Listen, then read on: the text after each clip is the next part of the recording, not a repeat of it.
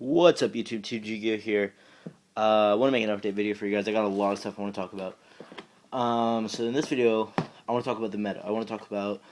I think everybody went a little nuts when Lord of. I don't know. Some people say it's Tachyon. Some people say Typhon. However you pronounce it, the newest set.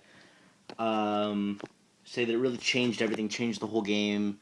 Staples are no longer staples, and you know, honestly, I think that people are jumping the gun a little bit.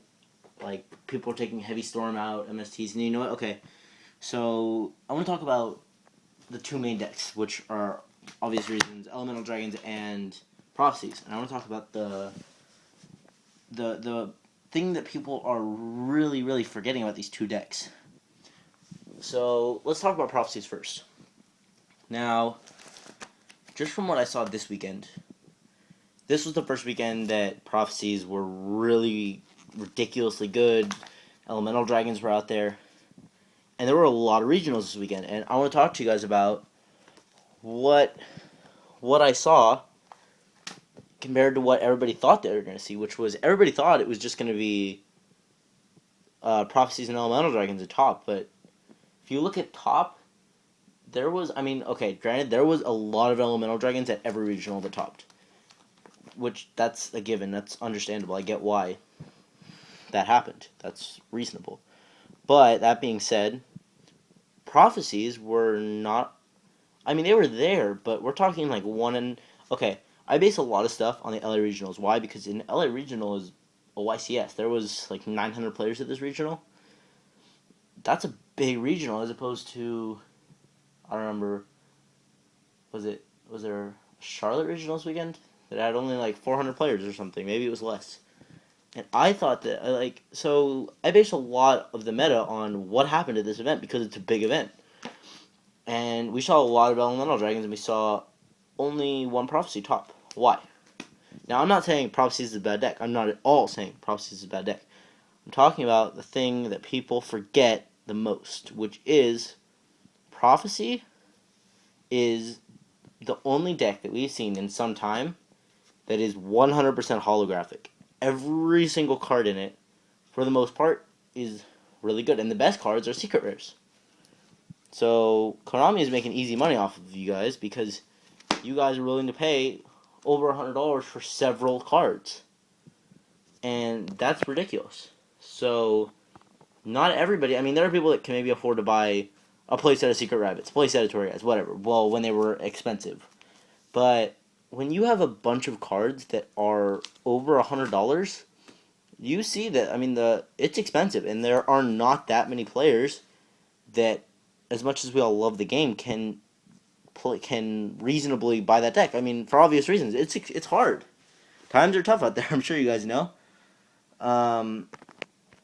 So, for me, I think that as long as this deck is so expensive, as long as Judgment and what's her name, Priestess, are not reprinted. Now, given, I will say, the first Wave 10, we can expect to see some reprints, definitely, of those cards, and that's when I feel like this deck is going to hit the map. Because right now, it's really closed off to a large group of players because of its price range, which, that's reasonable. I don't think anybody can argue that this deck is really overpriced. So, but then you look at a deck like Elemental Dragons, which, sure, the commons and rares are expensive, but the whole deck is not hollow. There aren't that many hollows in the deck. So, when you look at a deck like that that's made out of rares and commons, of course more people are going to play it. And if more people play it, the odds of that deck topping are much higher. So if you have a regional and half the people are playing Elemental Dragons, you can almost guarantee that Elemental Dragons are going to be a lot of the top, which is exactly what we saw at a lot of regionals. Because this deck is open to a lot of different players of different... And also, there are people that are still kind of new to the game that aren't willing to spend $100 on one card, let alone buy 3 of them. There aren't a lot of people that will do that. So, for them, it's a little bit easier to say, let's spend $100 total on one deck. So, build Elemental Dragons. So, for me, I think why... Now, I will say Prophecies are really good. They're really, really good. And when the time comes, people might not be so far off when they say it's time to lose the staples. It's time to put in new stuff. That being said, that time is not here. This is not the time that you want to just start dropping your MSTs and your Dark Holes and stuff like that. The card that you guys do want to start playing, especially if you play Dark Worlds, you better be playing multiple Eradicators.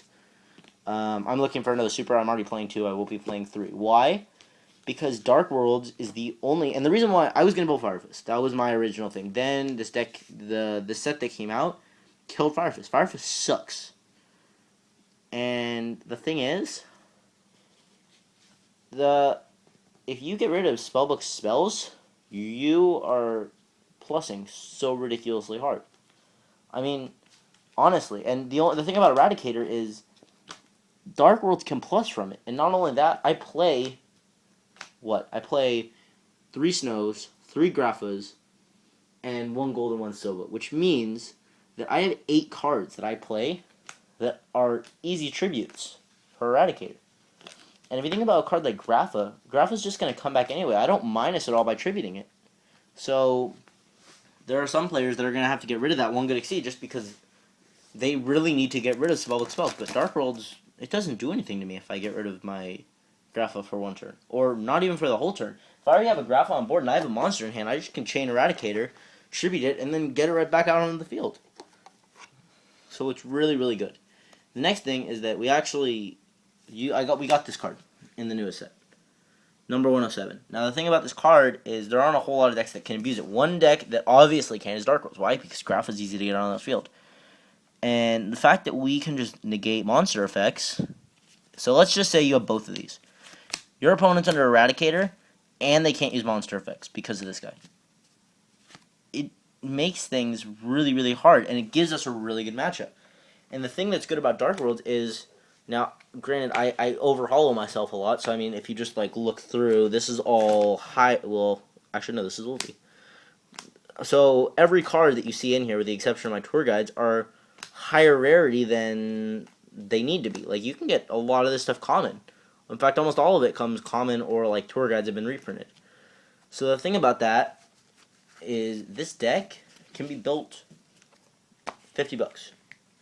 You can build a good version, you can build the exact same version that I play for $50. So that's reasonable to a lot of players, which is why I think we're going to start seeing Dark Worlds again once they realize if Prophecies come onto the map, Dark Worlds is going to be their biggest competitor, arguably. Now, Elemental Dragons are good. The thing is that I feel that when Prophecies are able to be played by everybody is going to be abusing them. So it's going to be like it is with Elemental Dragons now. You're going to get in, and you're going to go to a regional knowing that 1 out of every 2, 1 out of every 3 matches that you play is going to be Elemental Dragons or Prophecies. Now, right now, that's how it is with Elemental Dragons. You sit down, you know there's a pretty good chance you're playing Elemental Dragons. And I feel like I'm repeating myself here. I will never play Prophecies because I think that it's ridiculous that Konami will take that much money from me.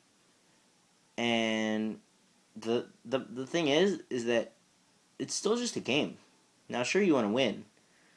But for me, if I spend all my money, how am I then going to have money to go to events? How am I going to have money to get new cards? Because, I mean, as we saw with, let's say, a deck like Rabbit. Well, Rabbit was so expensive. And then all of a sudden, Soul Taker became good. And that was another $100 card that you needed. And I think you taught that at like 90. I don't think you got above 100. But then you had Maxis that went up. That went from 30 to, what do they go up to? Like 100 and something. Where it always builds. It's like you spend all this money on a deck. And without the format, the deck's going to change so much. And cards are going to go so up in price. You're going to end up spending just as much as you spent originally on the new cards. So why, from the beginning, would you spend so much money on a deck when you know that eventually Konami is going to reprint it? I mean, let's just look at Tour Guide. Tour Guide got 2 reprints last year, and everybody